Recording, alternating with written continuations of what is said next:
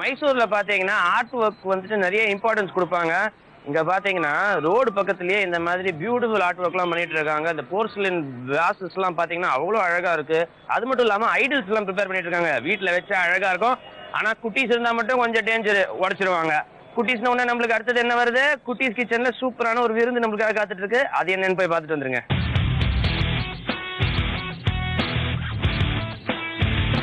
Welcome to குட்டீஸ் kitchen.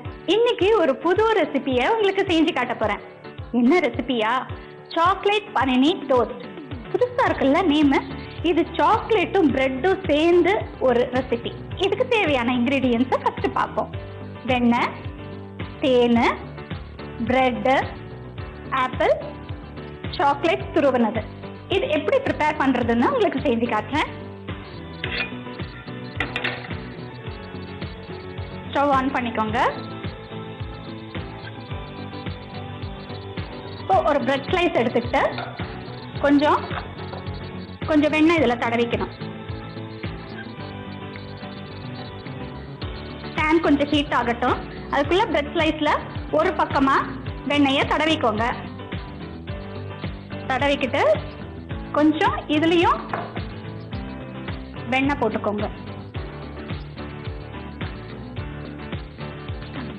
போட்டுட்டு இந்த பக்கமா, அதாவது மேல தடவி இருக்கிற பட்டர் வந்து மேல இருக்கணும். இது இப்படி வைங்க. வச்சுட்டு இப்போ சாக்லேட் இருக்குல்ல, துருவன சாக்லேட், அதை வந்து நீங்க மேல போடணும். சாக்லேட்டை சைட்ஸ்ல இல்லாம நடுவுல மட்டும் வைங்க. ஸோ நடுவுல போட்டாச்சு. கொஞ்சம் போட்டுக்கோங்க. ஏன்னா சாக்லேட் குழந்தைங்களுக்கு ரொம்ப பிடிக்கும்.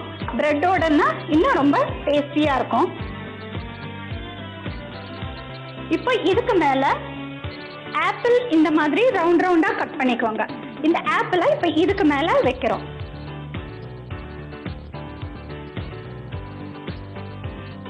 நம்ம செய்யற ஒவ்வொரு ரெசிபியும் குழந்தைங்க இன்ட்ரெஸ்டா சாப்பிடணும் அப்படின்றதுக்காக தான். அதனால இந்த மாதிரி வித்தியாசமா நம்ம செஞ்சு கொடுத்தா டேஸ்டியா இருக்கும். குழந்தைக்கு உடம்புக்கும் ஹெல்த்துக்கும் நல்லது. இதுக்கப்புறம் தேனை வந்து மேல அப்படியே நம்ம ஊத்துறோம். தேனை கொஞ்சமா எடுத்து இந்த ஆப்பிளுக்கு மேல அப்படியே தடவிடுங்க. தேனை ரொம்ப சுவையா இருக்கும். சாக்லேட்டு, ஆப்பிள், தேனு ரொம்ப டேஸ்டியா ஃப்ளேவர்டா நல்லா இருக்கும். இதுக்கு மேல இன்னொரு ஆப்பிளை கட் பண்ணி நம்ம இதுக்கு மேல வைக்கிறோம்.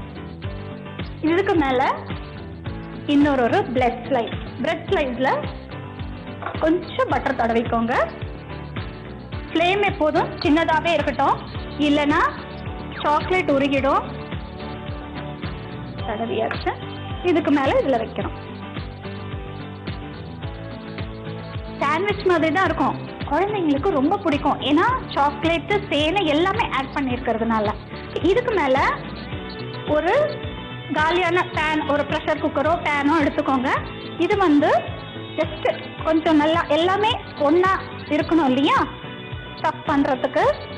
நம்ம டே டு டே லைஃப் இதெல்லாம் நம்ம டெய்லி பார்க்கறது தான், சாப்பிட்றது. எப்போதுமே ஜாம் பட்டர் தடவைனா குழந்தைங்களுக்கு அதெல்லாம் பெஸ்ட் ஆகிடும் டெய்லி சாப்பிட்டு. அதனால இந்த மாதிரி ஒரு டிஃப்ரெண்ட் ஃப்ளேவரோட, டிஃப்ரெண்ட் டேஸ்டோட நம்ம கொடுத்தோம்னா குழந்தைங்க ரொம்ப விரும்பி சாப்பிடுவாங்க. இந்த பக்கம் சூடாயிடுச்சு. இப்போ திருப்பி போடுறேன்.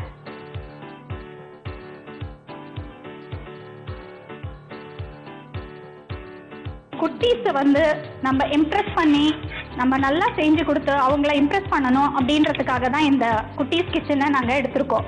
அதனால நீங்களும் பேரண்ட்ஸ் குட்டீஸ்க்கு செஞ்சு கொடுத்து பாருங்க.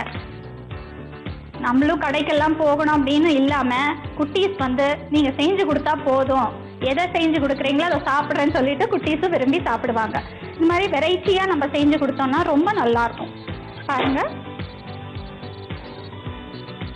இந்த பக்கமும் நம்ம இப்போ பேனை வைக்கிறோம். வச்சு கொஞ்சம் அமுத்துனீங்கன்னா அந்த பக்கமும் டோஸ்ட்டு ஆகிடும். ஃப்ளேமை கம்மியாக தான் வச்சுருக்கேன்.